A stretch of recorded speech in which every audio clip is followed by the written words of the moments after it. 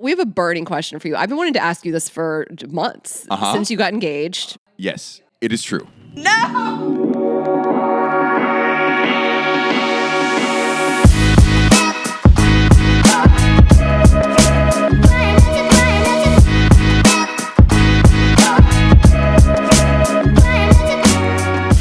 This podcast is a Dear Media production.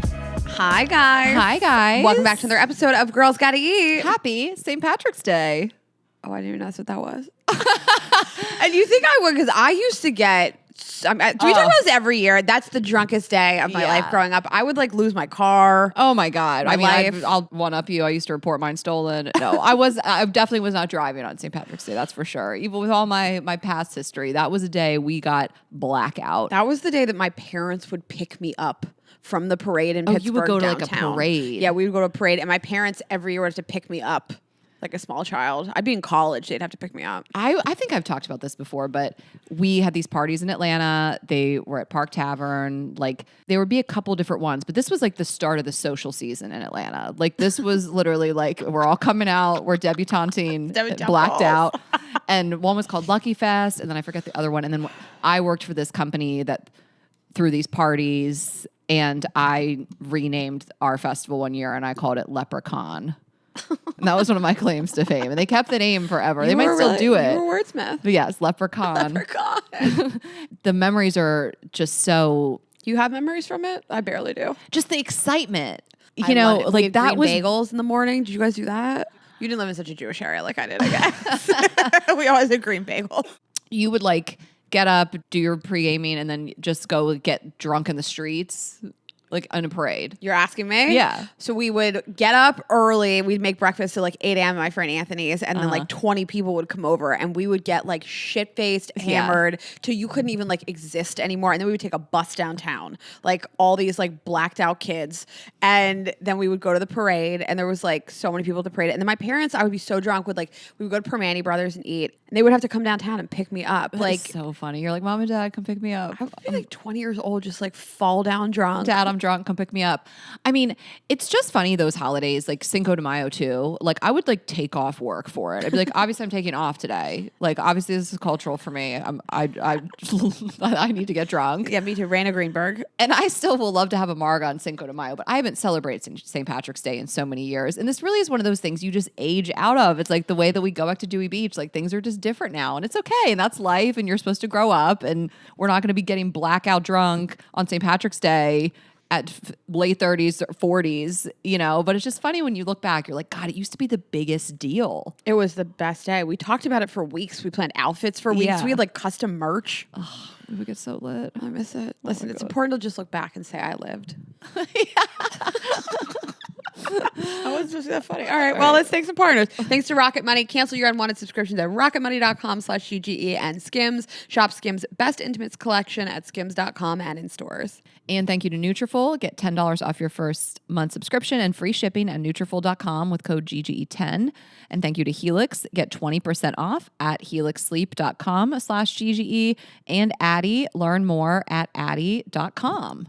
So we're back from Austin, Texas. It's the first trip we've taken together since December. It's my first flight of the year. That's so I crazy. have not flown until this trip since when I came back from Delaware to LA post Christmas on December 27th. So you and I mean, the way that we've built our lives is I don't know that we were ever in town for more than 10 days without going into a flight. Yeah. I'm having, I told you, a bit of an identity crisis where I'm my life is not land, try to nest a little bit in your house, time to go back on the road again. So it's a really different pace of life for me.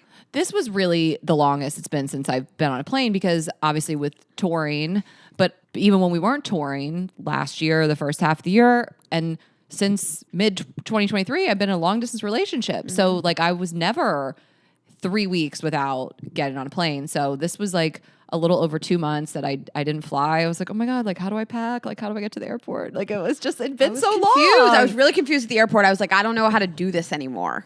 And we survived it.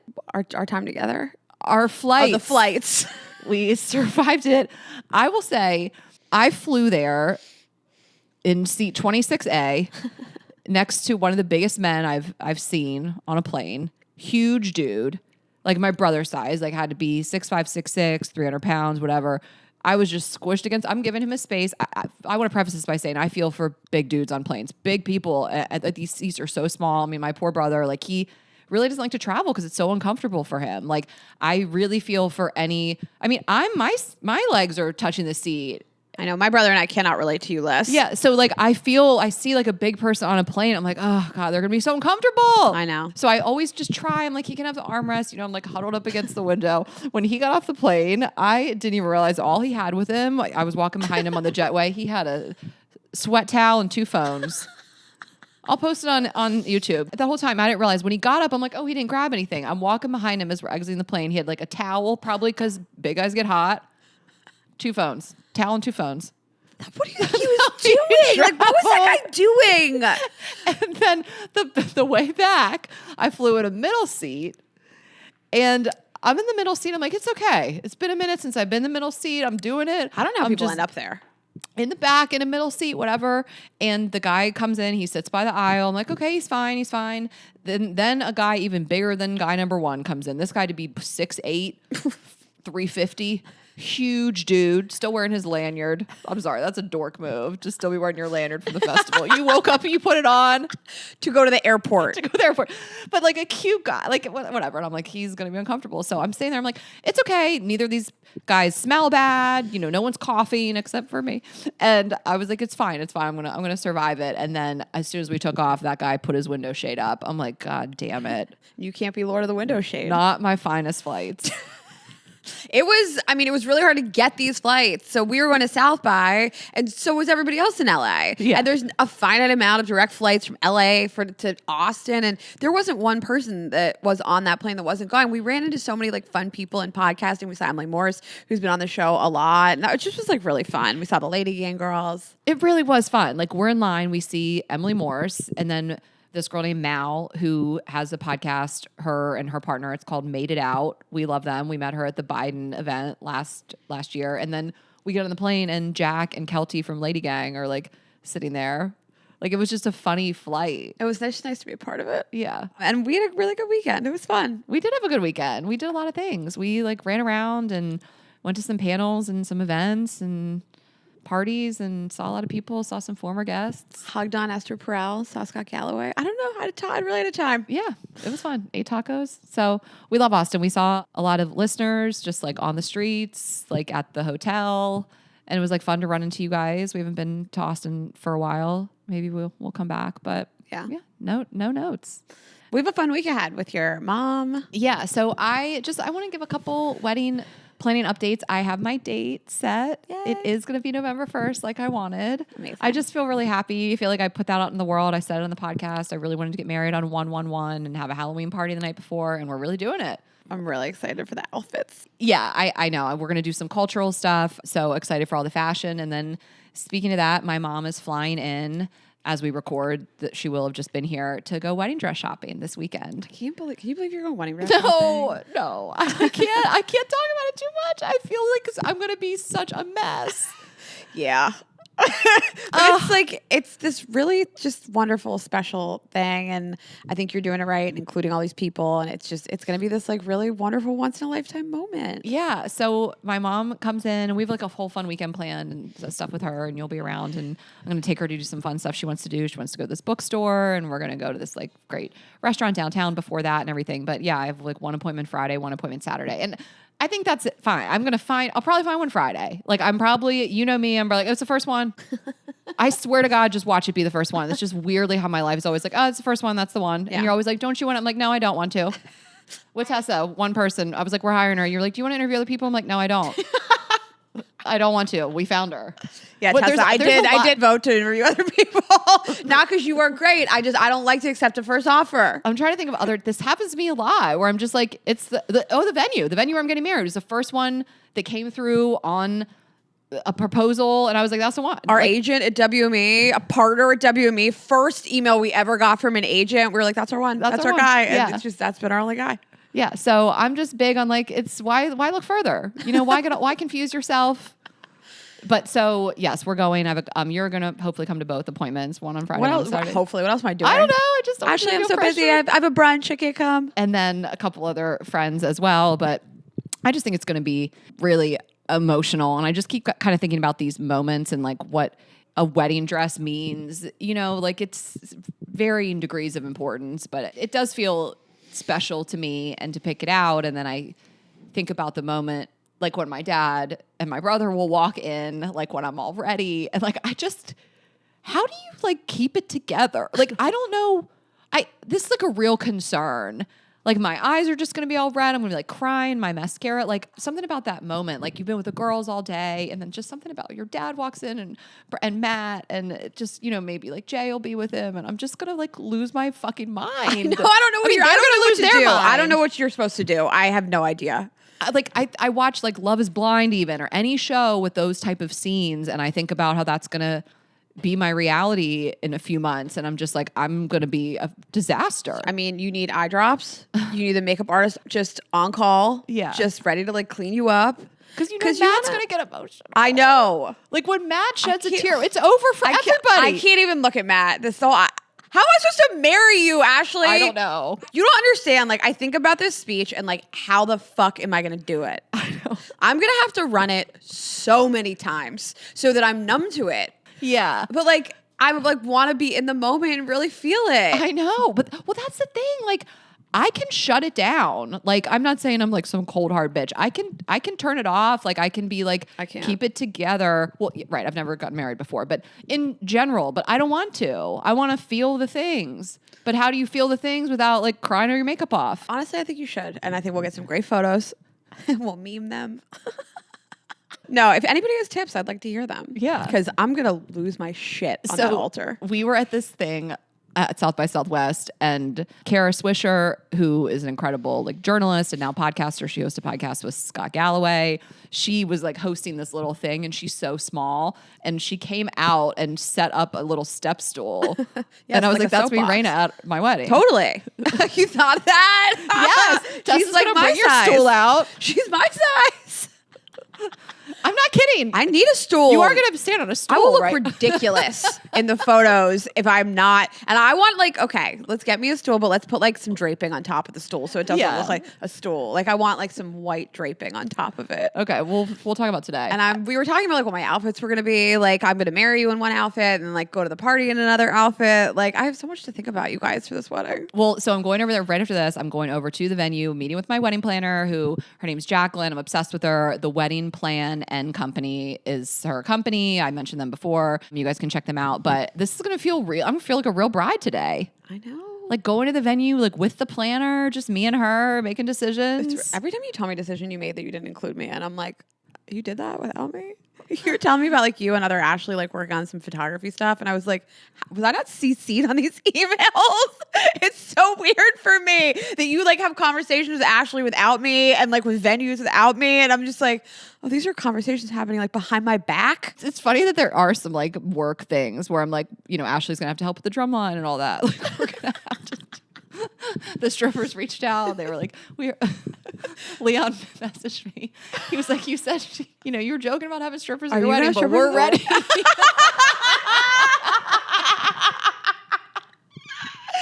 we do like a dancing down the aisles with the strippers?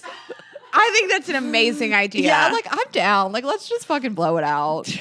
You know, I can't wait. So just start CCing me on the event. Okay, perfect. And I felt the same way when I was like renovating my house, where I was like making all these decisions, and I was on emails with like Ashley was like working on this partnership for me, and our business manager is dealing with payments, and like I'm making all these decisions without you, and it felt like a little weird. Like, yeah, who let me do this? I know. This does feel weird. Like, you know, we always joke about this. Like, sometimes you still feel like a kid. Like, I still feel like, what business do I have planning a wedding? Like, you know, like buying a house. Like, you're just like, oh, I'm a real adult. Who let me do this? Like, I have to put down a deposit. I picked paint colors. Like, I have to pay for this? I picked an island for my kitchen. No, like, did you ever feel like you're like, wait, I have to buy this? That's how the check I wrote for my renovation. They just sent me a payment link. I'm like, what? That's what I felt. What a weird decision to not make my parents pay for this. I said it to my dad.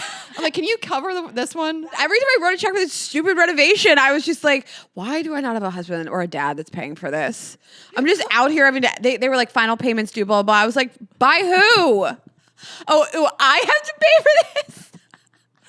Wait, I have to pay for this house. Like my parents, they're not going to cover this. It's just, I'm like, who let me in here and let me make these decisions? And now I have to pay for the decisions I shouldn't have been allowed to make. It's so fun. And like my mom, she wants to pay for my dress, but I don't know.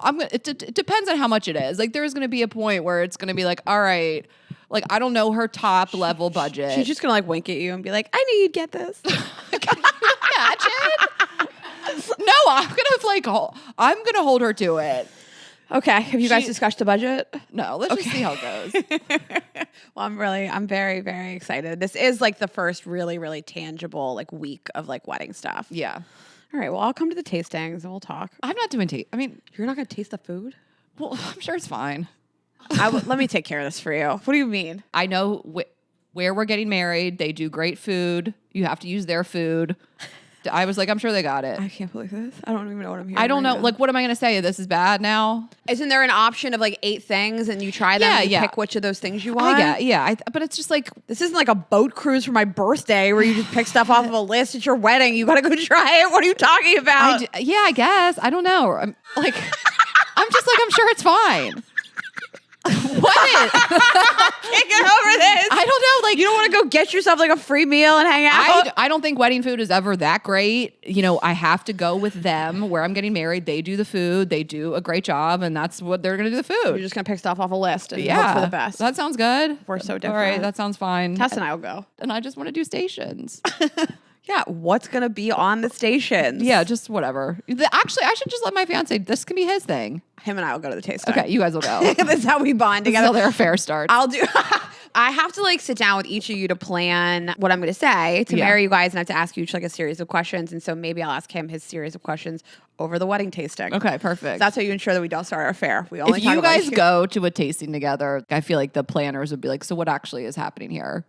Like, It is a little weird. No, it's fine. We'll figure it out. All we'll three work of it us will out. go together. Tess and I will It's go. the last thing I care about is the food. I can't relate. But I know, to your point, there's one vendor. They do this every week. You trust them. Like, this is why I would not necessarily encourage people to get like a not turnkey venue. Like, you want people to do this all the time, every week. They're a machine. Yeah. And it's not that I don't care about the guest experience. We're paying a shit ton of money for the food and the drinks. Yeah. Like, it's not that. It's not like, oh, we ordered a couple pizzas. Right. But it's just like, I'm sure it's going to be fine. Well, it's a wedding venue, so they're going to do a great job. And I think the chef is really excited. Like, he's like excited to do some like Indian stuff for Friday. Yeah, we'll work it out. I'll go and I'll let you know how the Indian food is. Okay, tell what's going on with you.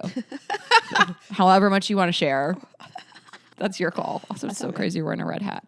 Okay. It's maroon. Wait, can I tell you, our friend Lex Nico, who we like quote sometimes, drove past my house and she immediately sent me a voice note. She goes, I had to literally double back because I thought you were wearing a red hat. And I was like, it's maroon. And I actually thought it was like a little too dark for what I was on my way to do. And I changed hats last time. But now I'm on camera. You can see it's maroon. It really is crazy. Like, you can't just like wear a red hat. No, that's crazy. I mean, yeah, I guess you can. It's maroon. Yeah.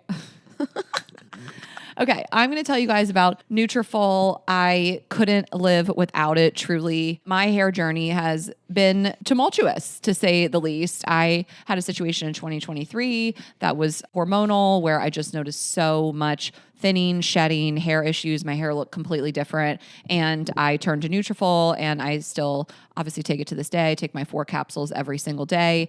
They really are the go-to. I mean, I know so many other women who have turned to Nutrafol as well. They have a proactive approach to target the root causes of what could be going on with your hair. And I have just seen improved hair growth, decreased shedding, visible thickness, all while taking Nutrafol. I just think there's so much of our, how we feel about ourselves as women and our confidence can be really rooted in the way we feel like our hair looks and feels. And so it's so important to, if you really are struggling with something, to find a solution. Nutrafol is the #1 dermatologist recommended hair growth supplement brand, trusted by over 1.5 million people. You can see thicker, stronger, faster growing hair with less shedding in just 3 to 6 months with Nutrafol. Nutrafol clinically tests final formulations to ensure their efficacy. In a clinical study, 86% of women reported improved hair growth after taking Nutrafol women hair growth supplement for 6 months. That's what I take. I take the Nutrafol Women, but they have different formulas as well. They have a formula for older women if you're going through menopause. They have men's formulas as well. So you guys can check it out and you can start your hair growth journey with Nutrafol. For a limited time, Nutrafol is offering our listeners $10 off your first month subscription and free shipping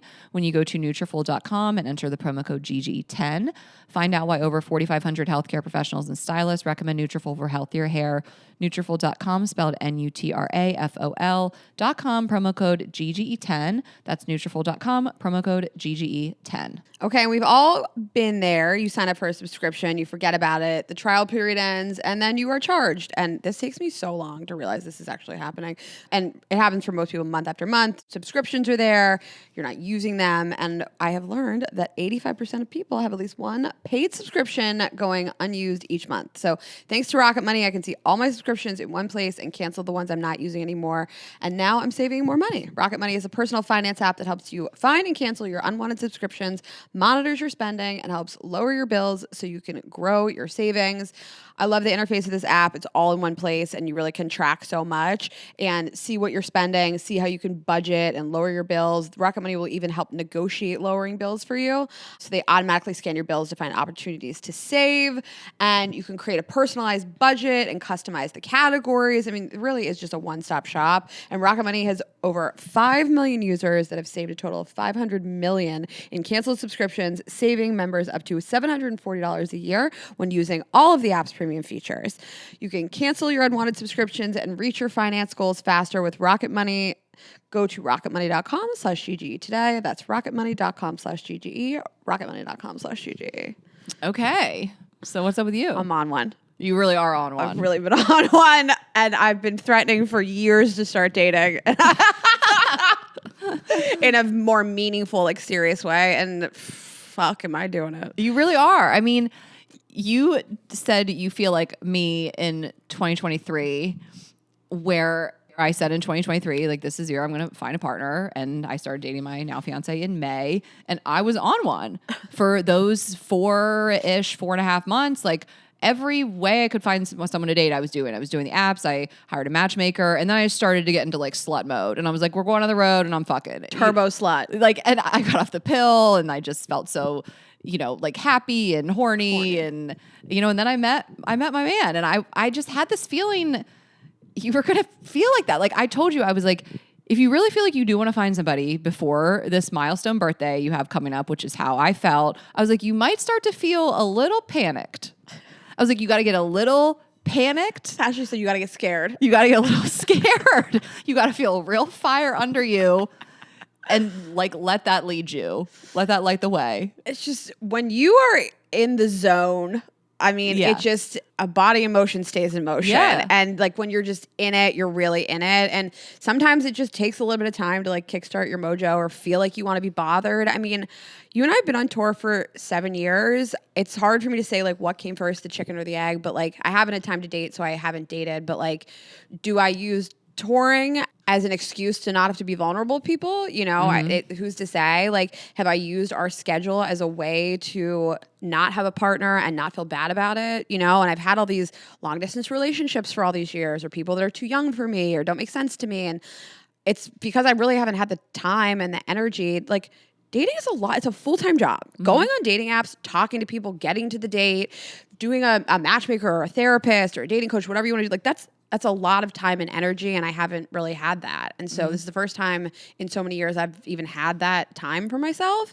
And I'm like doing all of it. Like, I'm having a great time on dating apps. I'm meeting guys in person. I have a matchmaker who's fantastic, and also a therapist who what I'm really getting out of it is just really looking at myself and what I'm doing on dates and how I'm approaching other people and how I can be better and different, and looking at the relationships around me that I really respect and hold on a pedestal, and thinking, how can I emulate that behavior? And it's just, once you get going, there's just a vibe about you. Well, yeah. And it's like, it radiates from you. It's also just an inner confidence too. Like that's the whole thing. Like, it's sometimes you just have to get started. Not that you just started dating, at this point in your life, but something totally did get like triggered. And I can just tell you just seem really happy. You just seem really confident and like that. comes across. And you said you've been like using that trick from Shan to like look at somebody like you're thinking about fucking them.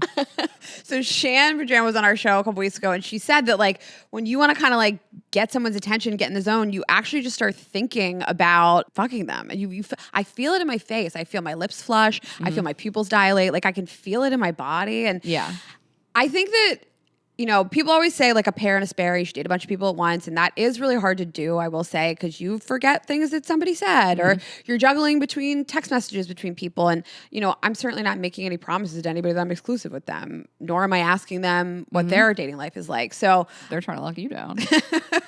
People are trying to be exclusive with you. I think that that's the energy I'm giving off. Yeah. And it's allowing it all to feel a little bit lighter. Like if a date gets canceled, that's okay because you have another one. And also, like, it's nice to do this in tandem with, I mean, whether you're doing it with a therapist or a dating coach or whatever, and just talking to somebody and downloading, like, how I'm behaving and how I'm experiencing things. Like, I'm really liking this therapist, essentially, that I'm working with who's a matchmaker. And just, I've been talking to her a lot about, like, making another person feel needed. And she said, you know, something that comes up a lot with her, she said high net worth clients that are females that are really busy and high functioning and a little older is that like you struggle to make a partner feel needed because number one, you probably don't actually quote unquote need anybody, especially somebody, I don't need your sperm. I don't want to have kids. I don't need your money.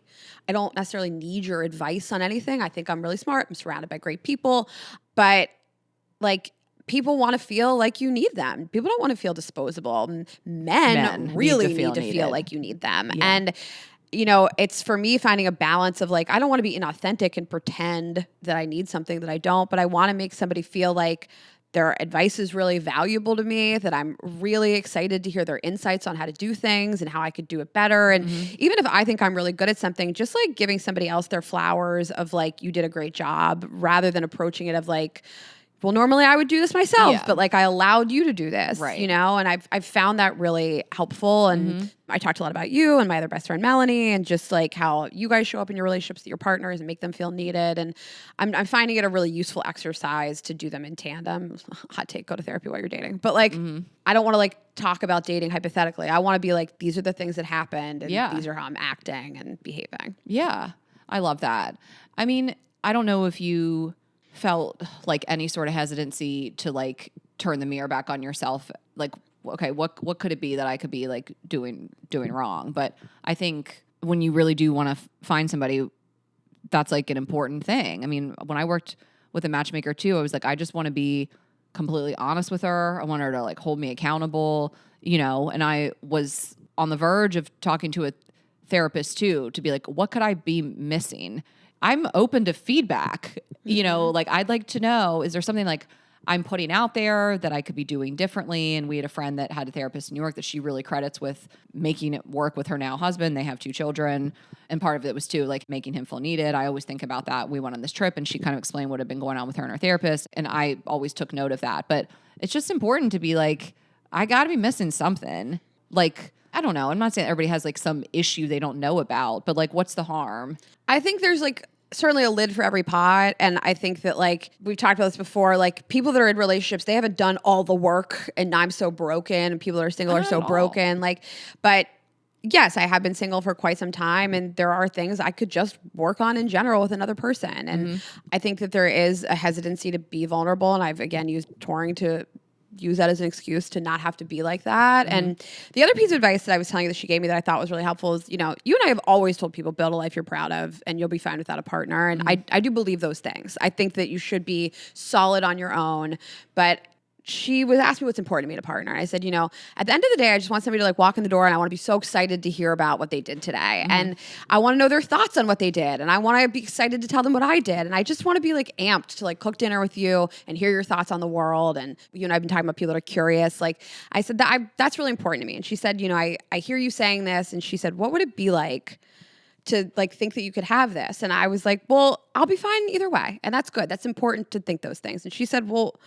What if you did this exercise at night where you just like close your eyes and you imagine standing outside of your house, looking in the window and saying to yourself, like, I can have these things. Not, it's fine if I don't. Saying like, it is out there and this is what I require and I really want this and I can have this. Don't sell yourself the like, it's fine if I don't get this. And she's like, of course you'll be fine if you don't get this. And we always preach that to our listeners. But like, it has helped me to reframe dating in the last couple of weeks also of like, it's not no big deal to me if I don't hear from somebody or if it doesn't work out. Like, I really want to be intentional about this and have intentional conversations. And I've like pushed myself to really talk about things that are vulnerable with somebody and not keep it so light and silly and just interview them and not offer information about myself. It's helped me a lot to just reframe this whole thing. I'm becoming a whole different person, you guys. I really love that. And we talked about this, privately. I told you how I felt in 2023 when I felt like it was really my main goal to find a partner. And that's what I wanted to dedicate my time and energy to. And I felt ready and I made the space for it. And I really feel like I manifested it. And of course I would have been fine.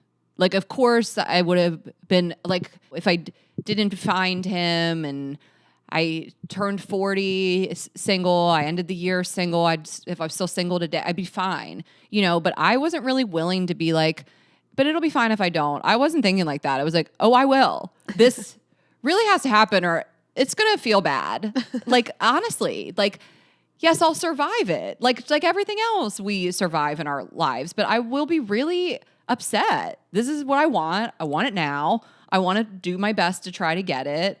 And I'll be really bummed if I don't. So I don't really want to think about that. I don't really want to think about the alternative. I want to think about like, no.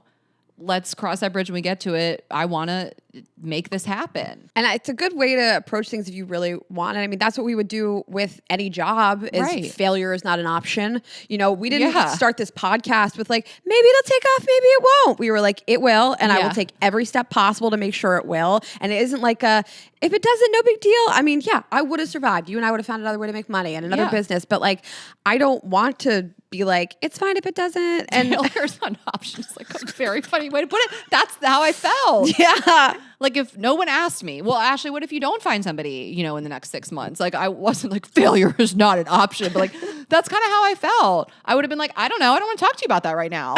I'll live. I'll be pissed.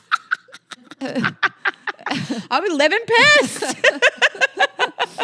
I mean, I love that note. To like stop protecting your future self. It'll be fine. It'll be fine. Yeah, of course you'll be fine. We will all survive it. Why not just think like, failure's not an option? That's the thing that like broke me. We talked for an hour and I like really got super emotional because like I've never let myself even think like it's just not an option to not do this. And of course it's an option and of course I'll be fine. But like, it's the same thing with manifesting. Like when people are like, you put this out into the world, like to make it a little less woo-woo, just say to yourself, like, I will have this and I will take every step to go get it. And it's allowed me to just like kind of keep pushing and keep my confidence up. And I've met some really great, cool, smart, hot people. And I'm going to continue to do that and not make any promises to anybody about anything. And, at some point a winner will emerge. And I've even on Field, which is an app to meet people to have sex with, my profile says I am looking for a life partner. Totally. And that is how I want people to approach me too. And we've looked at other people's dating apps a lot and said like, what you're putting out here is not that. And so I wanted to be like very clear, like I will fuck you. But also I would like a life partner. And I told you that in advance. Yeah. And I think it's just like, you guys know our message is never that you should want somebody or that you need somebody or that you should feel this way. This is just the way that I felt, you feel now to an extent that like I'm ready and I want it. And before that, I didn't. Not as badly as that. Not before I really decided, I was like, this is fine. I'm not claiming to really want to be in a relationship. I'm not really putting in that much effort. We're doing other stuff and that's fine. And I'll make that decision when I feel like it. Yeah. I mean, I feel like when I'm looking at these guys or meeting guys, like somebody who doesn't live in LA, that's a turnoff to me. A certain age is a turnoff to me. Like, I mean, I know you're in a long distance relationship and I'll make one work if I have to. Yeah. But like, it's helping me to be more intentional about who I say yes to, Well, so it's good. She's killing it, you guys. I really am out here. She is out here. Stay tuned. Well, we have a really fun interview for you guys today with Matthew Broussard. So we will get into that. But before that, I'm just going to tell you about Helix. Oh my gosh, we were just traveling, you guys, and no shade to the hotel, but obviously they did not have Helix mattresses. So I was just tossing and turning and was like, I cannot wait to be back at home in my Helix bed. You guys know these are the mattresses that we have in our homes, in our guest rooms. Our families have them. I just can't imagine my life without it. So we just love this brand. I mean, this is something I get messages about. I don't know if you get messages of like, do you really love it? It's like, yeah, I wouldn't sit up here and lie. We don't do that. Like, I certainly wouldn't lie about the mattress I'm sleeping on. I have so many house guests and people just like rave about my mattress pads, my pillows, and the mattress itself. Yeah. So you guys can go to their site and you'll take this little quiz and they will match you to your perfect mattress. Everybody I've known that's taken the quiz and then has asked me questions like, do you think this is the right match? I also interview them and I tell them that yes, that's the right match. And then that's the one that they order and that's the one that they love. So I have a King Midnight Lux. I'm obsessed with it. I have a Moonlight Lux in my guest room. My best friend and her husband have the Dusk Lux that they love. They want a little bit firmer mattress. So you're going to answer questions regarding if you sleep on your front, your back, your side, if you roll around, if you sleep hot. And again, all those things are going to help you address those issues. They have their standard mattresses. They have the Lux mattresses. I do have the Midnight Lux. They have the Elite mattresses that are even better. And this is just going to improve your sleep and really help you be so comfortable and honestly get excited to get into bed at night, which is something I've never felt until really I got a Helix. So you can go to helixsleep.com/GGE for 20% off site-wide. That's helixsleep.com/GGE for 20% off site-wide, helixsleep.com/GGE. And you guys know that we've been raving about Skims bras and underwear since we got them. I have so much fit. Actually, this guy, I opened up my underwear drawer the other day and he was like, you have so much underwear. And I was like, it's Skims. Yeah. So the underwear I have on now actually is their Fits Everybody thong. And then the bra that I have on is the Fits Everybody t-shirt bra. And I pretty much only wear that. I have it in onyx. I have it in a nude and the cocoa color that they do. And it's underwire. I like to sleep in a bra. I always have. And sometimes it's not super comfortable, but this one I do sleep in. It's the only bra that I'm not like excited to take off at the end of the day. It's really comfy and I use their pajamas. It's all soft and comfy. They have tons of sizes and tons of colors. So you guys can check them all out. But the underwire bras really have made a comeback in the world and on my body. So guys, you can check it out. Shop Skims Best Intimates, including the Fits Everybody collection at skims.com and Skims stores. After you place your order, be sure to let them know that we sent you. Select podcast in the survey and be sure to select our show in the drop-down menu that follows. Okay, Raina, let me ask you a question. How would you feel if you lost your libido? My sex drive, is that like a serious question? I'd never recover. I know, right? Well, the fact is millions of premenopausal women are frustrated because they lost their libido. But we're here to let you know that there's a treatment called Addyi that is clinically proven to boost libido in certain premenopausal women. And this isn't some sketchy gas station pill. It's FDA approved. Talk to your doctor to see if Addyi is right for you. And again, it is clinically proven. I love that women have this option. Same. You can go learn more at Addyi.com. That is ADDYI.com. Addyi, or flibanserin, is for premenopausal women with acquired generalized hypoactive sexual desire disorder, HSDD, who have not had problems with low sexual desire in the past, who have low sexual desire no matter the type of sexual activity, the situation, or the sexual partner. The low sexual desire is troubling to them and is not due to a medical or mental health problem, problems in the relationship, or medicine or other drug use. Addyi is not for use in men or to enhance sexual performance. Your risk of severe low blood pressure and fainting is increased if you drink 1 to 2 standard alcoholic drinks close in time to your Addyi dose. Wait at least 2 hours after drinking before taking Addyi at bedtime. Your risk of severe low blood pressure and fainting is also increased if you take certain prescriptions, over-the-counter or herbal medications, or have liver problems. Low blood pressure and fainting can happen when you take Addyi, even if you don't drink alcohol or take other medicines. Do not take if you are allergic to any of the ingredients in Addyi. Allergic reactions may include hives, itching, or trouble breathing. Sleepiness, sometimes serious, can occur. Common side effects include dizziness, nausea, tiredness, difficulty falling asleep or staying asleep, and dry mouth. See full PI and medication guide, including boxed warning, at addyi.com/PI or call 844-PINK-PILL. Addyi. That is ADDYI.com. And let's get into it. All right, guys, we are very excited to welcome a brand new guest today. He's a New York City comedian. You have seen him literally everywhere. The Tonight Show, MTV, Comedy Central, The Marvelous Mrs. Maisel, The League, The Mindy Project. His unbelievably funny special, Hyperbolic, is out now. Please welcome to the show, Matthew Broussard. Hey, thank you so much. Thank you very much for watching the special as well. I really appreciate that. Thanks for being here. We loved it. Yeah, we both watched it last night. Just procrastinated until the night before. But still, 48 minutes of attention is a crazy thing. I will tell you. To ask from someone. So thank you. It flew by. I appreciate it's that. It's so good. Thank you. We just want to hype you, and we already did this in private, but for our audience, that it's just so tight, so polished, so funny, just flows perfectly. You really run the gamut. You talk about being Jewish a lot. You talk about your mom. You talk about your fiance and how you can't make her come. Mm-hmm. We are going to get to it. That's like I was just on another podcast. Like, let's talk about how you can't make your fiance come. I'm like, that's the takeaway. So, all right. We'll get to it because I have so many thoughts, but Mm-hmm. we have a burning question for you. I've been wanting to ask you this for months since you got engaged, which it came up on my feed, and you collabed it with Laura, your fiance. It is true. She proposed to you. She proposed to me. No, she didn't. She did. Yes, that was a real thing. Everyone took it as a bit. My friend this morning was like, that's a bit. And I was like, Nope. that's not a bit. How great did her ass look in that picture, by the way? She looked amazing. This is so funny. So there's a picture of her proposing to you on the beach, and we can put up on the screen. But I think she posted a comment or something, because I follow her too, and she's wonderful. It was like, Laura, you have an absolute dump truck. and then she wrote, why do you think I posted this photo? And I was like, her ass looks so good. Pixar mom ass. Yeah, she looks ass, great. yeah. You guys both look great, but she's down on one knee, and everybody thought it was a joke. Yeah. Also, I'm sorry, but I do take pride in if you just looked at me and didn't know anything about me, you'd be like, I bet that guy has an attractive wife who has no ass. And I'm like, no. I actually have, I think she has where do you want the story to start? At the beginning. I do talk about it on the road, so if you want to come see me live, I actually have a lot more about it. But it started with, the truth is she had actually said, years ago, there was something she wanted to do. She had made it known early that she wanted to propose to me. And at one point, she kind of hinted that she had bought a ring already. But we've been together 8 years. I know that sounds obvious, but we've been together 8 years. And then the tone kind of changed into, so when's it going to happen? Making some jokes about it, talking about it a little bit on stage. We just went to Italy. He didn't propose. Okay. And so she's also a comedian. She's also a comedian. Okay. Yes. We'll get back to it. I felt it was now time for me to maybe start planning to do it. Like she had maybe changed her mind, and then Thailand happened, and I didn't see it coming. We were heading out for dinner.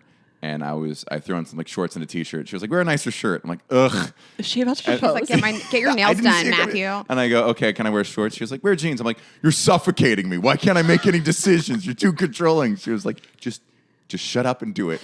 And we went out for dinner, and then she brought a tripod. She's like, let's take a nice picture. And she puts the tripod down, and I'm, 10 meters away, kind of a long walk. And she just stands there with the tripod. And I go, let's take the picture. She goes, let's wait for the beach to clear out, so we can get a nice picture. Did you have an idea? No idea. Every woman knows at this point. No. Well, it's not difficult to be I know. That's what I'm saying. Yeah. Like if you were a woman, you would have been like, "Oh, I've been knowing." Yep. Since the shorts conversation. Yes, I had no idea. Okay. We waited 10 minutes for the beach to clear out, and then she, hits what I think is the timer button for a picture, and she walks up to me, and then just big googly eyes, and stares at me, and I go, hurry the fuck up. It's a 10-second timer. I don't want to have to do this all over again.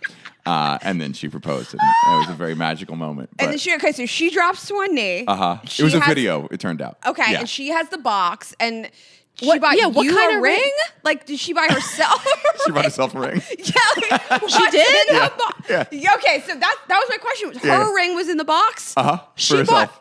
She bought herself a ring. It's still Can we call Laura? We should have had you two together. Have her on the pod. Yeah, we will. Hear her side of it, yeah. Why did? Because she's richer than you.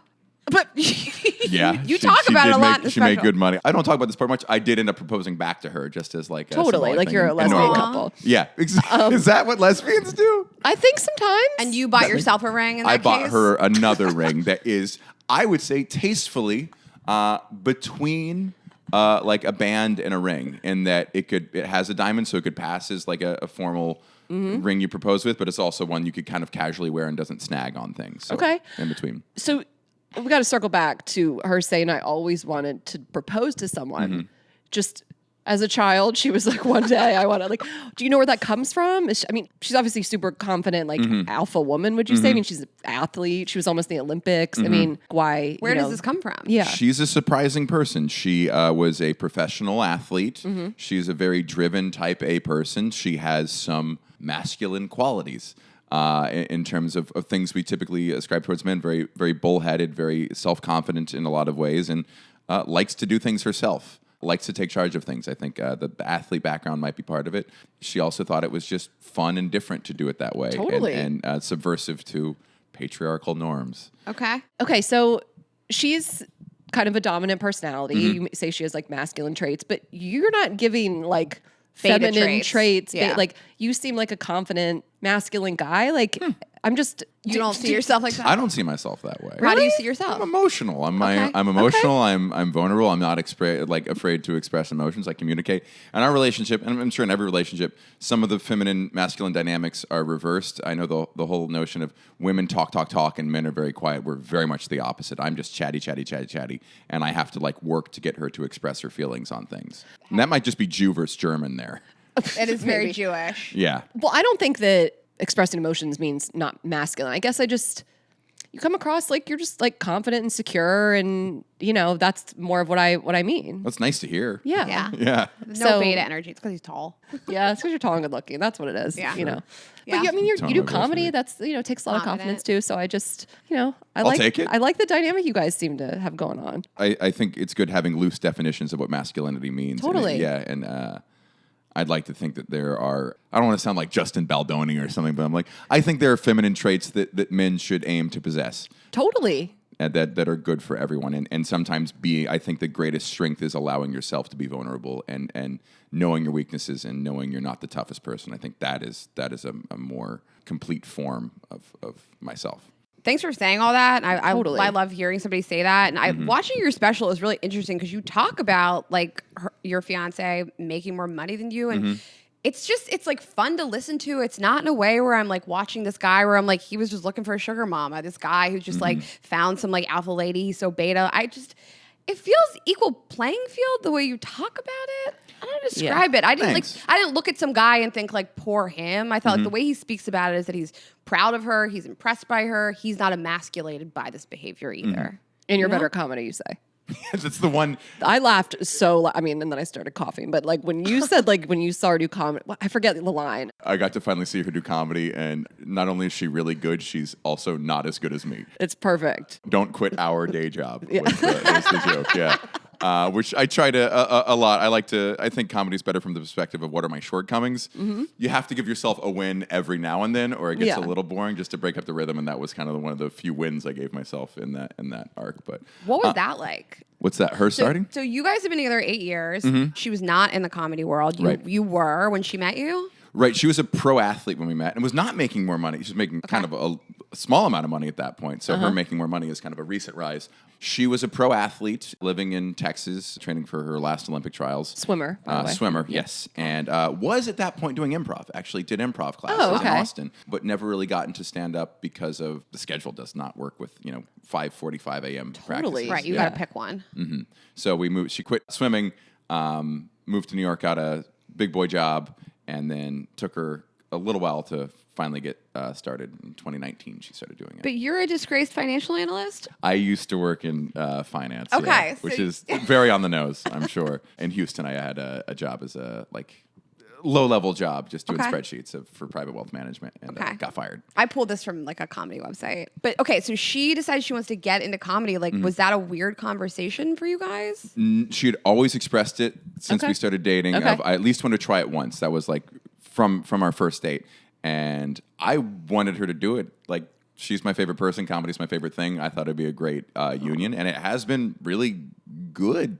She's not crazy, so it works out well. It is hard when anyone starts something that is as taxing as stand-up comedy. There's just so much rejection and so many highs and lows. So sometimes we both have to go through things, and we both suffer when one of us is suffering. So that's the downside. But like, she's very funny. She really understands how much work it takes and is very disciplined about it and is very passionate about it. And now we go on the road together and we do a show together. For the first year of it, I thought I would have to hide details so that they didn't know it was her. And now I just go straight out after her. Totally. And say, here's my side of things, I love that love dynamic. this. Yeah. Wow. This is you guys are a fun comedy couple. So yeah, it's a fun show. Yeah. Yeah. And you can't make her come. And I can't make her come. Wow. So when you said that in your special, I was like, where's the rest of the sentence? Like, I didn't know if it was going to be like, I can't make her come during missionary. Like she's been drinking. No. Yeah.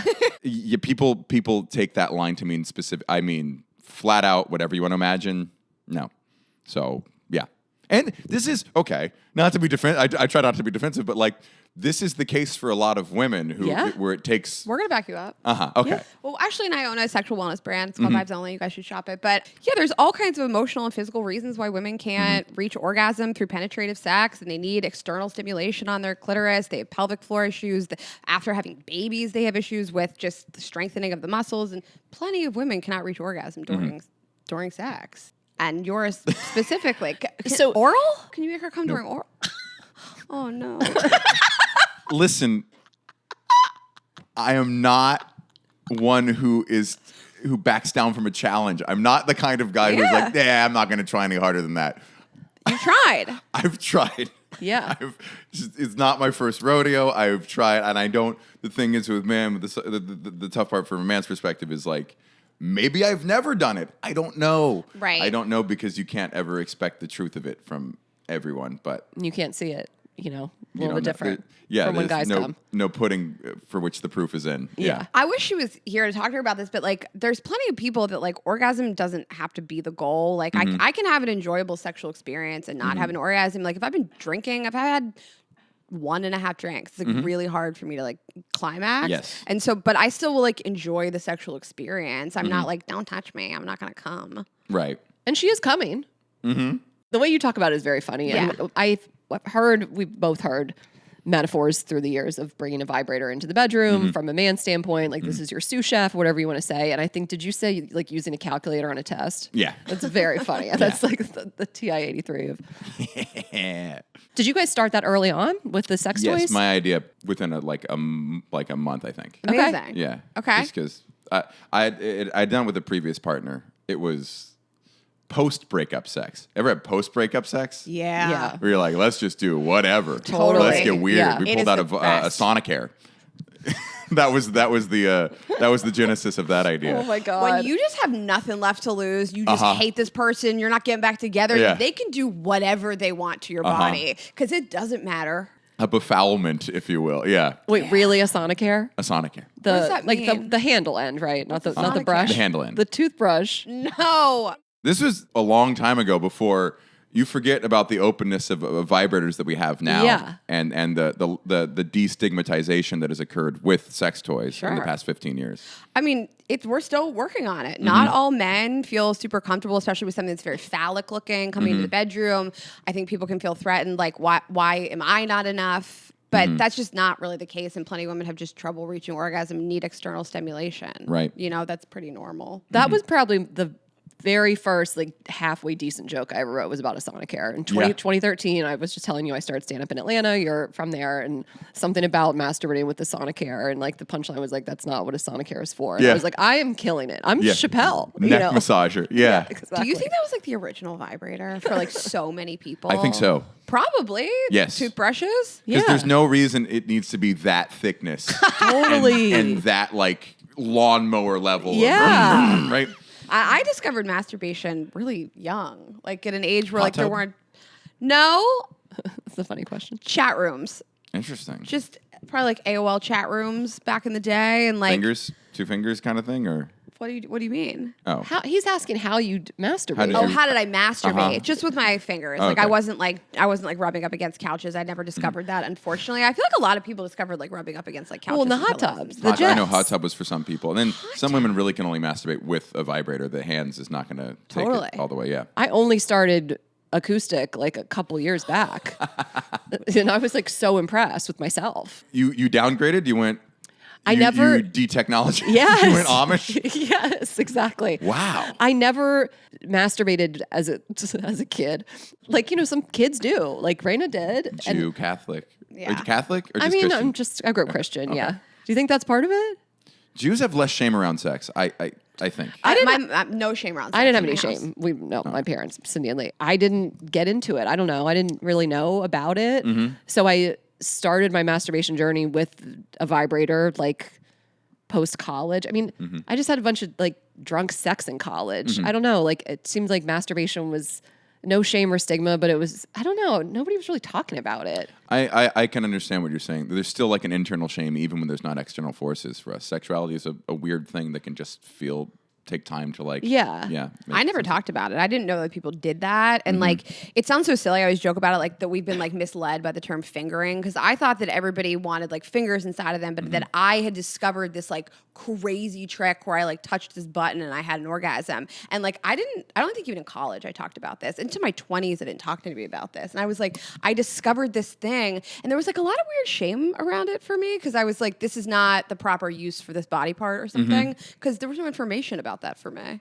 It's the only use for that body part. Clitoris is the only organ designed specifically for pleasure. Yeah. I told you that a couple days ago. Right. And then, but like, I don't know, I'd be curious, like I'm 41. I just would be curious my age group. Like women were not talking about this, at least like when I went to college.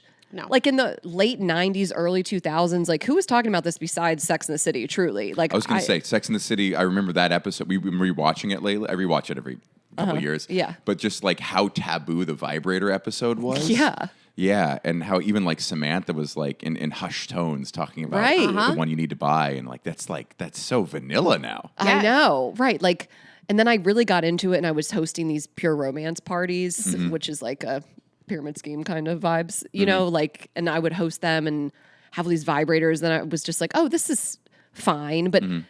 Where we're at today, where you can just post your vibrator on Instagram, you love to see it. Like, this was something that was like locked away in your drawer.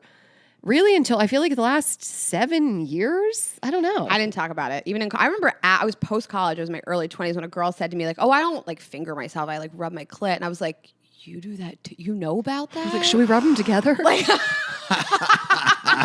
that's how you became a lesbian. Like it's a secret karate technique. So I was learning about this biology. Like everybody starts off as a woman for like, I think 4 weeks, and the Y chromosome comes in, and then a clit will turn into a penis. But like clits are essentially like little penises. So you're just like rubbing your clits up against each other kind of. And the friction creates an orgasm. Have you seen the full mapping of the clitoris, which is like relatively It new? looks crazy. It's Like a wishbone. spider. Yeah. it looks It's like a the- wishbone. Yeah, it looks like the monsters in Starship Trooper. Like that weird, like, yeah. Yes, Yeah. but it is really special. It is the only organ in anyone's body, male or female, that's just for pleasure. So, have you explored a lot of sex toys, or you keep it pretty simple? I've tried to buy some stuff. She likes what you should reach out to her and tell her what she should try. We're gonna send you almost some stuff. Because we have some that we really like that are designed for couples where the guy can wear it on his finger, essentially. So you're just always like locked and loaded, you know? Or I don't know if you guys were like, you'd grab a big like wand out of the bedside drawer. I was just curious what you guys were into. But you don't have to share if it's too. Okay. Yes. I also feel like it's a similar thing to the dynamic in our relationship of like, if I try to pick a restaurant or plan something for us to do on vacation, she's like, oh, that's so nice you did that. Here's what we're actually doing. That is a dynamic that also goes into the bedroom a little bit. So She's like, my body, my choice. My vibrator Like, choice. our life, all my choices. Okay, what did the conversation look like in all seriousness? Like, did she say to you, like, I have not had an orgasm with you ever? Like, did you start that early, that conversation?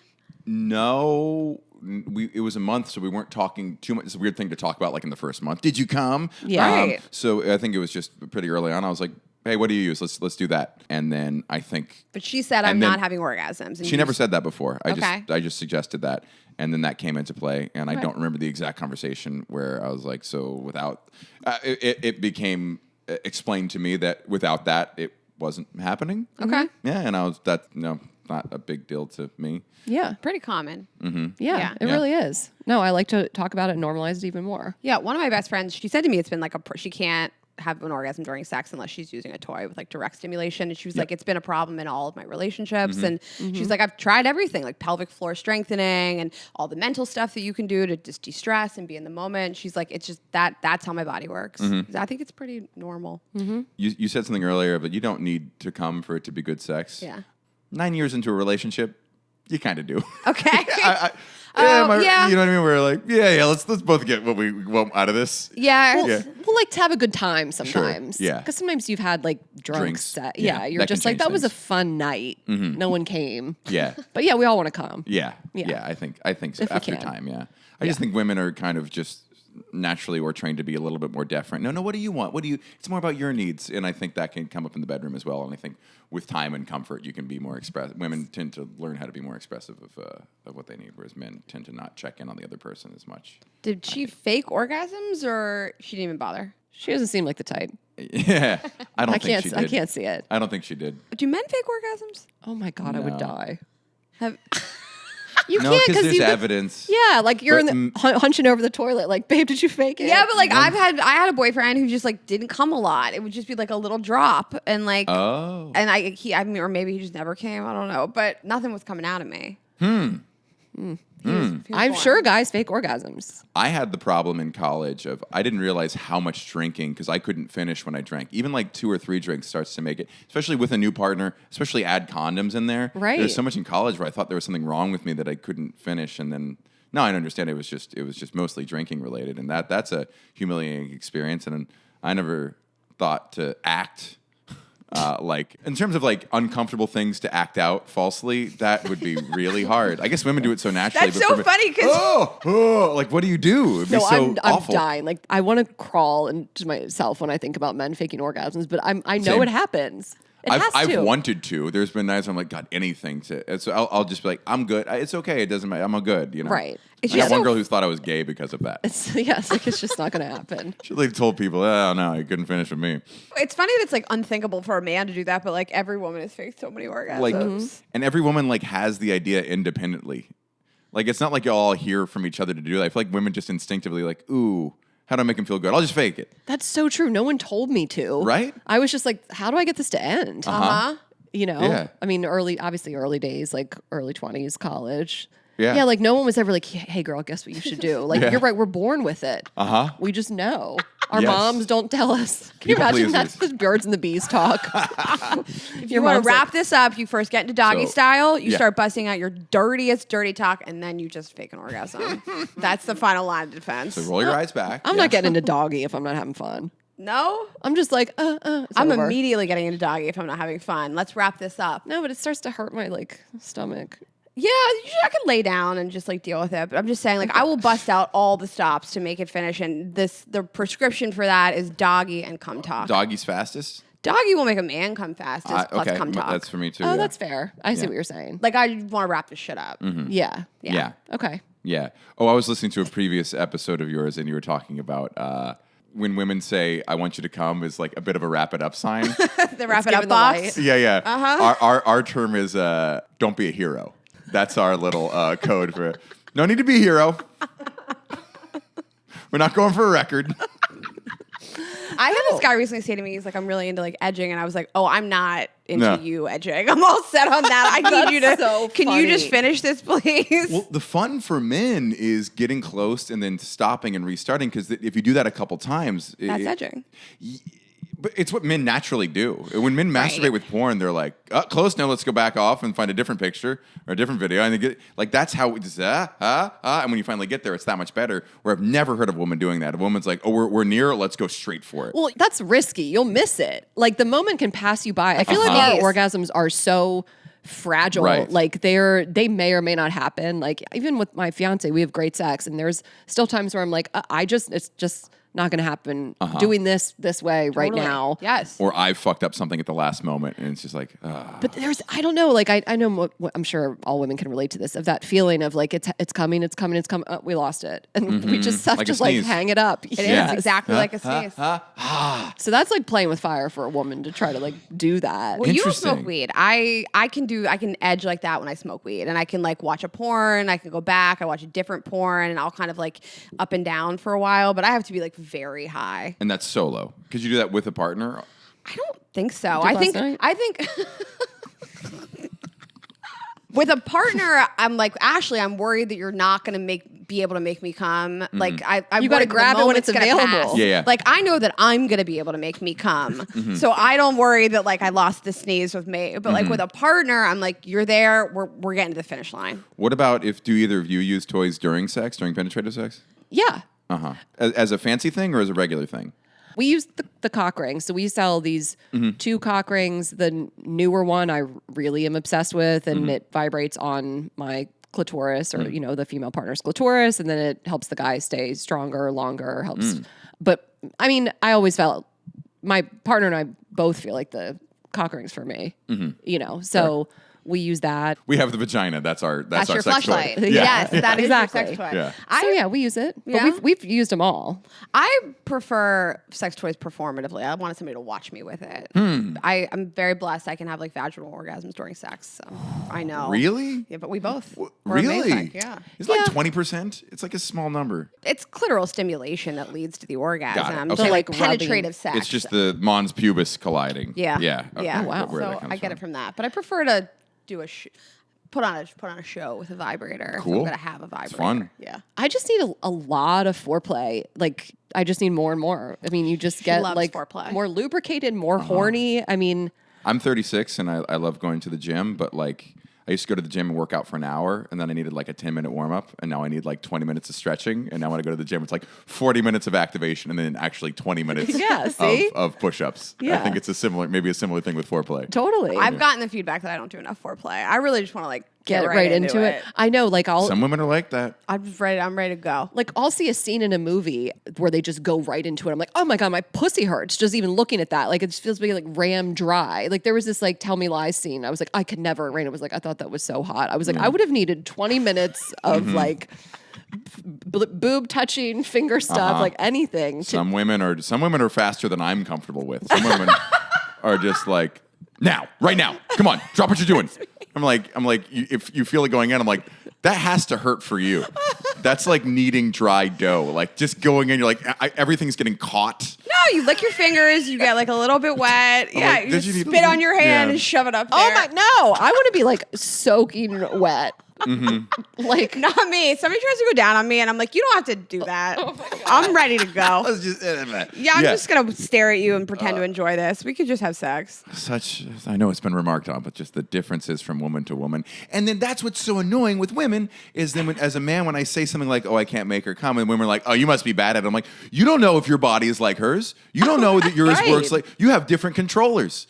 One of you is a Nintendo Switch, the other one's a PS3. You don't know the difference between women will never experience. I guess lesbians will, but like women just don't understand how different their bodies are from each other in terms of like sexual needs. Absolutely. I mean, men. You guys Across are all the- dynamic, but if you put enough it's the same. pressure and stimulation on a dick and you go fast enough, you will pretty much come. well, that's why we're like give grace to guys because they're just going off what the woman before liked. Yeah.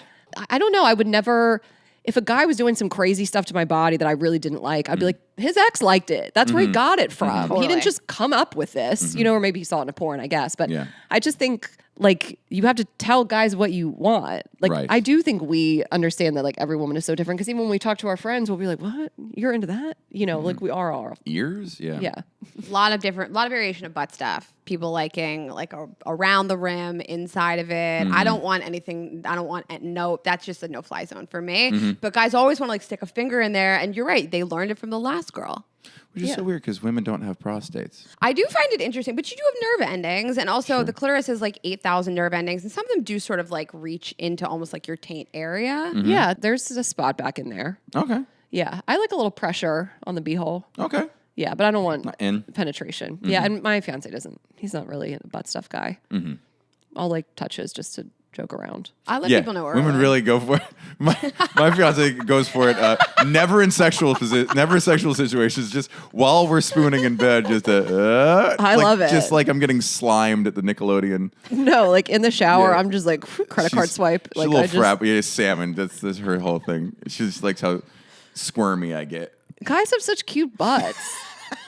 Some do. Some do, yeah, but like Really hairy ones.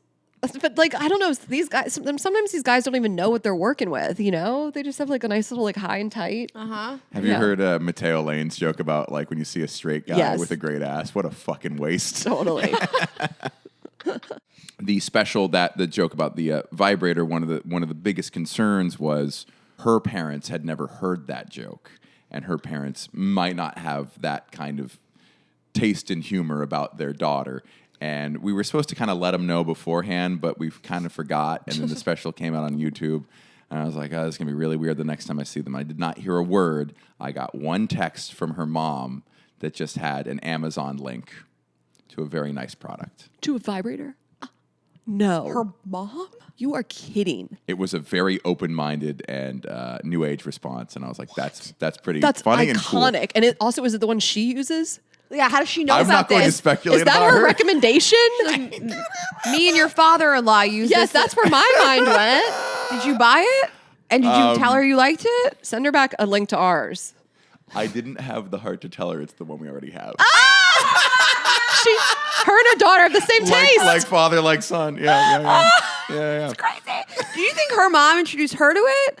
I don't think they talk like that. Wow. I think you guys just both found the one. You said it on the special, which, we're going to send you home with some better ones. But you guys just chose like a top seller on Amazon or whatever. We switched. So the joke was dated. We did switch to a new. The joke is about the kind of one of the first ones we used. Yeah. We are on a better one now, but very open to explore and Great. very We'll excited send to see. that is a heartwarming story. Yeah. Yes, that's really special. Like, I also am just really laughing thinking about that conversation had you have had it. You're like, listen, so something's going to come up. Listen, at minute 28, throw your laptop in a river.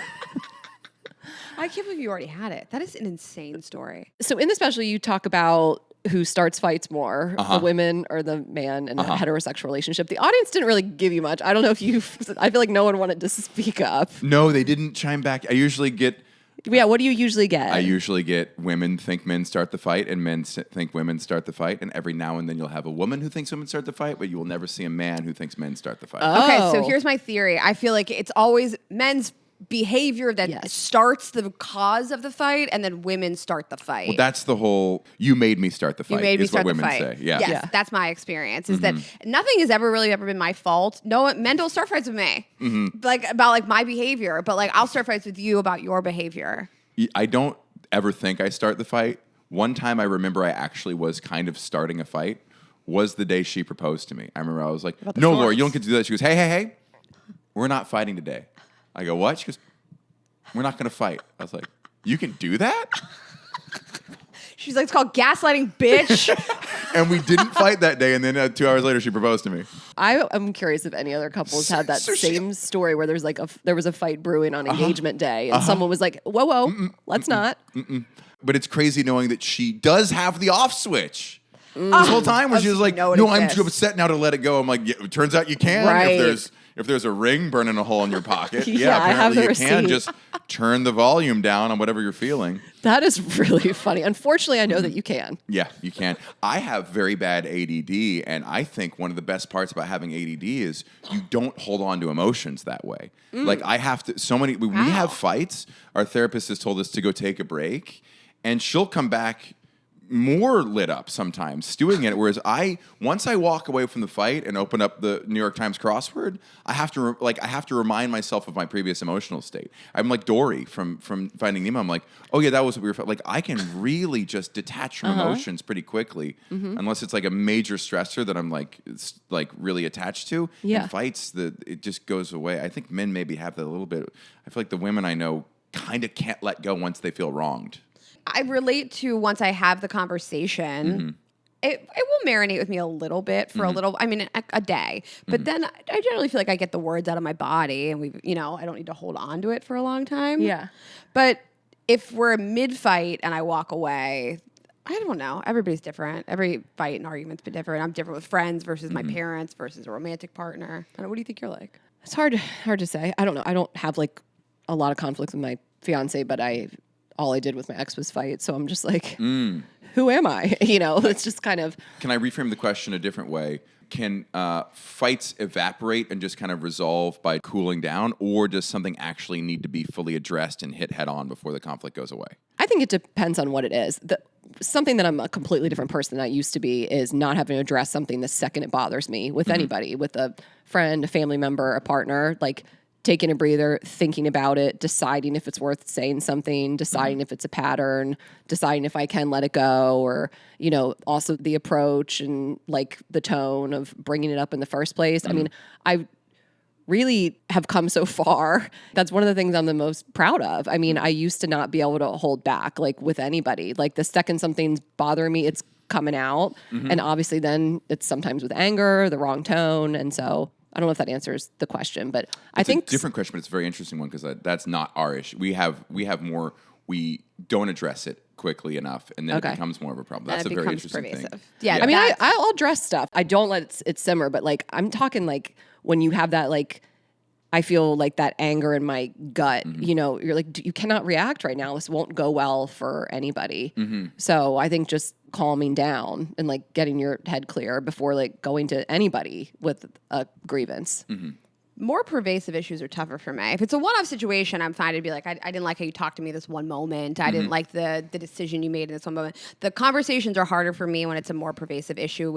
It's the, you always do this. I have this idea of you. This is adding to this idea that I've already created in my head that like, I'm just making this up, but like, if I decided that you don't respect my opinion, and this is the third example of that, it's really hard for me to let it go. And I stew in it and I marinate on it. And I'm like, how do you tell somebody I don't like how you are? Not I don't like how you did this thing, this one-off thing, but like I don't like the way you are. Those are really tough conversations. That is tough. It's funny you say we have to ban the words always and never in our conflicts. That's good. That's helpful. That's the line. I talked about it in the Riddler joke, but Oh my God, a very it's so interesting dynamic for fights for me is typically realizing whatever she's saying it's about, trace that back 3 events. Yeah. And then that's the real thing of like, oh, is it about this certain guest at the wedding that we're fighting about? Or is it because 3 weeks ago I wasn't there for you for a major life event? You know, trace it back to what it really was. And that's a lot of my side of the fight is figuring out, looking at me like, What's the well, this inflection is a very point? disproportionate reaction to this one infraction. I mean, when I realize it's the pattern behind it, that becomes a little more helpful. Okay, I have a question because Ashley and I, neither of us have been with somebody for almost a decade. Like you, has fighting gotten easier, harder? A lot better. Much Better. much better. Yeah. Okay. We had actually like a pretty rocky first 2 years. We had like obviously a great first like 6 months, and then a year into our relationship, she was basically ejected out of swimming. You know, not just retired, but failed to achieve her singular goal in this 20-year career.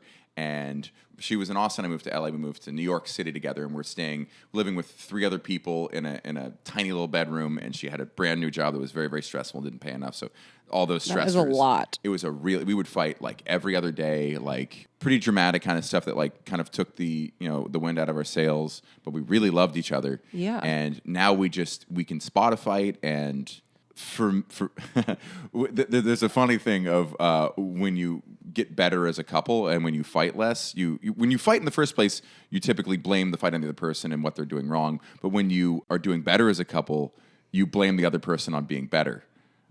Where she was like, "Oh, we're fighting less. You've gotten a lot better." It's like, "No, you've gotten a lot better." Oh, okay. I see what you mean. Yeah. So I think she's improved and she thinks I've improved. Well, that's nice.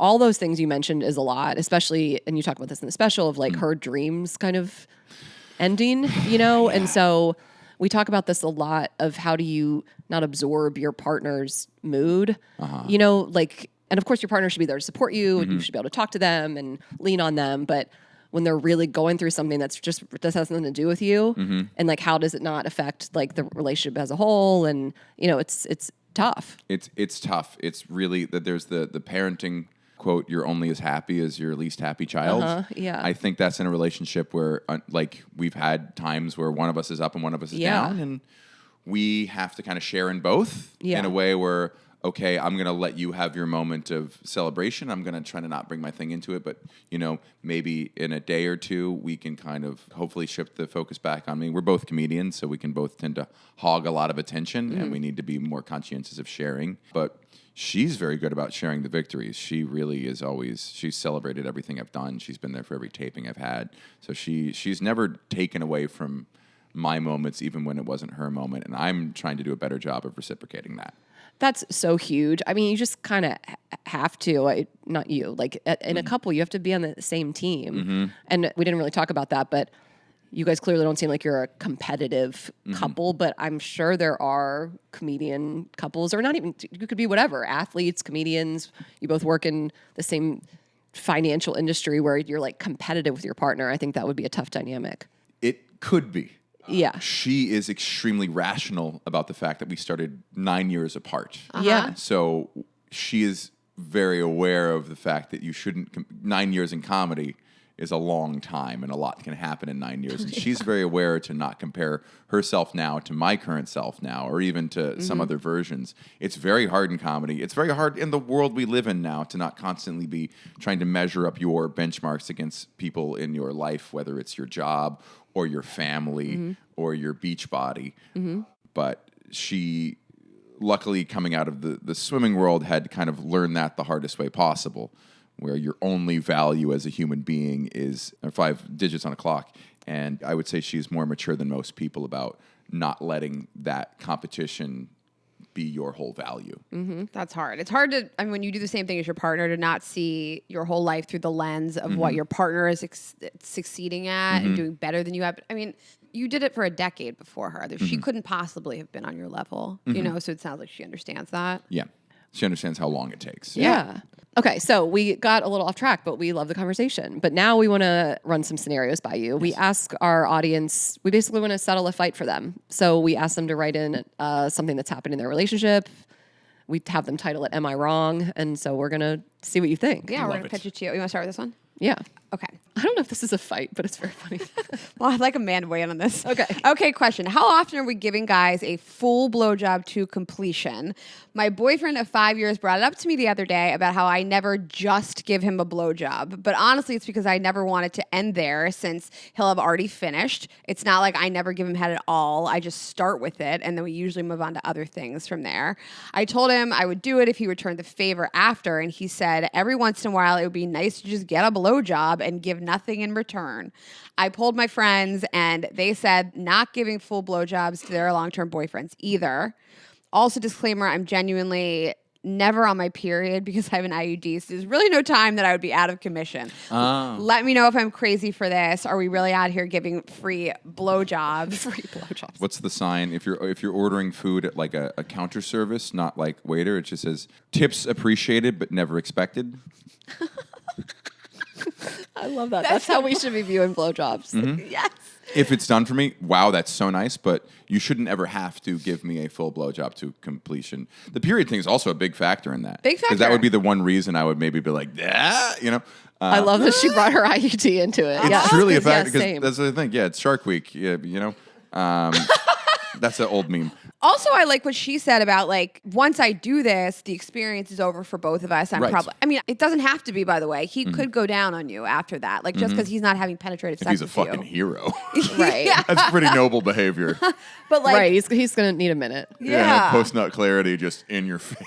and you're like, your turn. I mean, I'm a big fan of the, like, start the sexual experience with a blowjob and then segue into sex. I'm not dying to Yeah. finish it either. I never finish a blowjob. Yeah. That would be crazy. That's nice, and that's also very appreciated. And if that disappeared from a relationship, I could see how the man would feel a little, not taken care of. And I'm talking like twice a year at most. It's just like, that's nice of you. You didn't have to do that kind of thing. Yeah. I think she should do this very rarely, but Birthdays, like, Valentine's Day. Well, that's- I mean, or after yeah. a really good gift or something. yeah, I think it's something that her partner wants, and I don't fault him the same way I don't fault a woman who wants to have an orgasm from her partner going down on her, you know? So I don't know what the tone was. I hope it wasn't like, why don't you blow me to completion? Which I'm like, maybe it's a red flag in the relationship. But like, now that she knows, this doesn't have to be an all the time thing. But yeah, I think this could be like a twice a year thing. Yeah. And also he says nothing in return. Like everything's in return.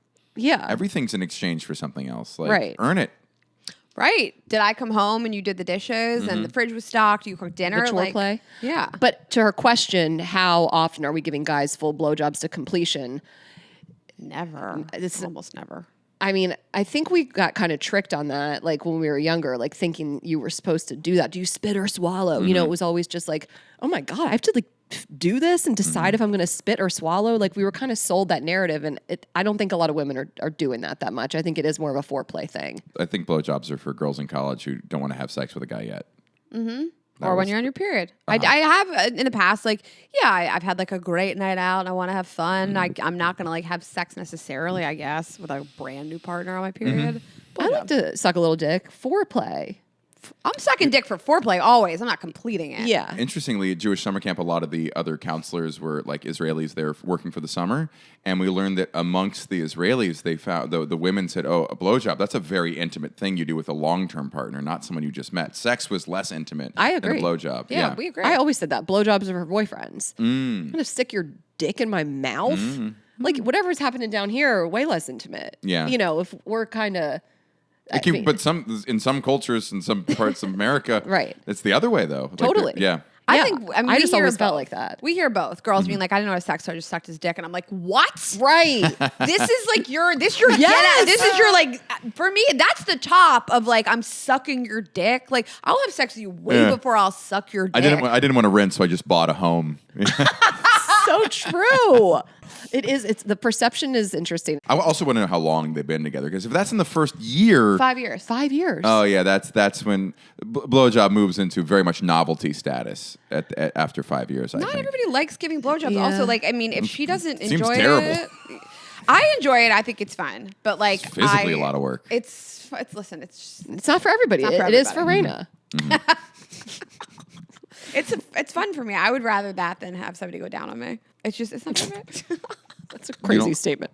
You don't like people going down on you? I don't prefer it. Like I don't care about it at all. And I mean, if somebody's good at it, that's fine. But like, I don't need it on the menu ever. Sure. It's weird if you don't want to do it. Yes. So Huge red flag. yes, Huh. it's Guys that don't eat pussy. Do you not? I do. I think it's fun, but I do, not I do. everyone. Not everyone. It's very fun, but not every woman wants it. That's And okay. sometimes it's happening because the man wants it and the woman's like, sure, fine. So there's that me. dynamic of guys who are too into it. That's me. Nikki Yeah. does a bit about that, where she's like the guys that want to do it too much. You're like, not you. The guys are like, I'll do it. I'll do it all night. And you're like, Yeah. you're not the one I want to be doing They're it. too eager. So Yes. funny. I'm It's- fine if somebody performatively does it for like 4 minutes, and I'm like, we could just stop this. Yeah, We could see- just get to the main course. I learned too much about sex from hip hop and thought it was like the most important thing ever from like Missy Elliott songs and like Lil Kim lyrics. I thought it was like a thing every man had to be versed in, and it was on the menu every night. Eating pussy? Yeah. Okay. What Yeah. about American Pie? Was that part of your like Yep, exactly. upbringing? Yeah, that exactly. horrible sex education we got from men who had never talked to women, wrote whole screenplays and dialogues. Also, just a personal beef. I believe Missy Elliott has her sexuality. I don't know what her status is, but it's something that has been questioned, and I'm a little resentful that she may be lesbian and wrote a song called 1 Minute Man that put performance anxiety in the brains of so many young men Totally. about their no. sexual stamina, only to learn that is not nearly the factor that you Right. think it would be. Premature ejaculation is not like, it happens. It does, and also I don't need penetrative sex. I mean, I've never checked a clock. We talk about this, but like I don't know, 8 minutes of straight penetration—that's enough for me. That's, yeah. But these are all the lies we were sold. Yeah. The, like Yes. finishing a blowjob, spit or swallow, like Have sex huge for an giant. hour. He fucked me for foot-long- hours. Yeah. Or like a giant dick. Uh-huh. that Hard, physically deep. can't fit. Yeah. Yeah. He fucked me for hours. I'm sorry. Hours. That What? sounds Are you terrible. okay? That's He went- bad sex. He went Anything down over on 20 me for hours. 20 minutes is bad sex. It means someone's having trouble doing something. Yes. Yeah. Yeah. Somebody was down on you for hours. What? That sounds You'd disgusting. be raw. First time I did it, I did it for 45 minutes because I didn't know when to stop. Yeah, it's my and she first didn't hand know job. when to stop me. This sounds like She hasn't recovered since. Poor girl. Poor pussy. lady. She's still wiping it up. Okay. Let's give you the buckets. Do you want to do social media posting or mom stuff? Social media. Okay. Girl, good. no, Wait, who's I'm mom? Not, I'm not Wait, reading that. Is it like my mom letter kind Laura's mom wrote in. of thing? Okay. She sent her vibrator pics and she sent an email submission. Okay, my boyfriend and I have been together for 5 years as of January. For background, he is a military veteran, not the obnoxious kind, and the only child. He's been private his entire life, only 300 Instagram followers, and hasn't posted since 2018. But me, I thrive off of social media. I run a lifestyle blog, travel. Most of my friends are long distance because of my job, so they keep up with me through social media. I have been able to post him once, and you can only see the back of his head. He says he doesn't want his face out there yet. He already gave blood, fingerprints, and everything else to the freaking government. It's frustrating because I feel like I'm hiding my relationship. The kicker is that he says I can post him when we get engaged. How does that make sense? So Please settle this for me, my anxiety, and honestly him, because it's moving toward being a deal breaker, as shallow as that sounds. Is he trying to hide our relationship? Is he really just being private? Should this become a non-negotiable? And by the way, 5 years together. But he hasn't posted since 2018. Both of those things are important to me. Rock and a hard place there. I think social media is very important. Partners need to feel like they're being valued to a broad audience, whether it's to your like friend group or on social media. If that's what they want from you, I think that's a reasonable ask. But if he has some trauma to resolve around being publicly posted in any way, that's also tough. Yeah, I mean, this is new in terms of he doesn't want to be posted. Mm-hmm. I thought it was going to be like when we get these emails, it's more like he won't post me. Mm-hmm. And we always ask, like, does he post at all? You know, like you can't expect someone to like change their whole behavior if they've been a person who, again, like hasn't posted in 7 years. So like, does it align with their current behavior? But I don't know. She should get to the bottom of it. I mean, we have a friend who her boyfriend has a job that he doesn't want to be out there. Mm-hmm. Like he is a super professional career path and she doesn't post him, and that's what I don't know if it has anything to do with that. Like the engagement thing is interesting. So there is a time at which he's saying you will be allowed, but not until that time. To me, that would be actually more bothersome, that you've set this like goalpost somewhere and I don't get to post you until that. Yeah. I guess, I mean, she's saying he feels like he gave everything to the government, his fingerprints, his blood, so like he doesn't want his face out there. It's just, I actually think that's an irrelevant argument. She was like, you'll give all your info to the government, but that's a weird little, it's an argument. No offense to got her. it. But she says she runs a blog. Most of her, I think he doesn't want to be a part of the internet stuff. Which is reasonable. Yeah. Which is a reasonable thing of like, every day I pick up my phone, I'm like, I would love to just throw this into the ocean and not feel more detached from this horrid, shallow world. What I would like to see from him is, so she wants to post him? That's what she wants, so she can share? She wants to, and she's saying like, is he trying to hide our relationship, and is this a non-negotiable? And Ashley and I always acknowledge, like, social media is people's lens into your life. It's reasonable that you feel a certain way about this. It's your Christmas card. I think it's very important, and you want a partner who is showing you off to the world in some way. Yeah. What I don't see from him is, what is his compromise? No, but here's what I'll do instead.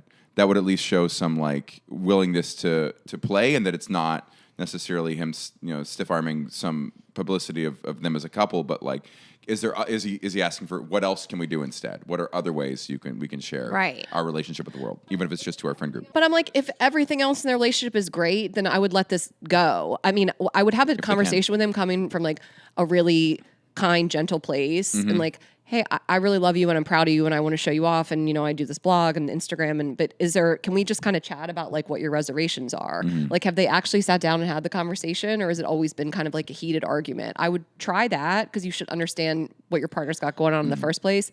And then if everything else is great and he treats you really well, like, I might just like let it go and be like, okay, well, once we get engaged, we're going to have these engagement photos and he's going to feel fine about it then, our wedding photos, whatever. I don't know. Like, I wouldn't throw the relationship away over this if everything else is good. I guess I wonder what's going on behind the scenes. Like, you're Instagram storying and you guys are together. I mean, 5 years, you probably live together maybe, but you're certainly in each other's lives, holidays, birthdays, things like that. Is he running away from the frame as you pan the room? Like, is he like, don't get me in here?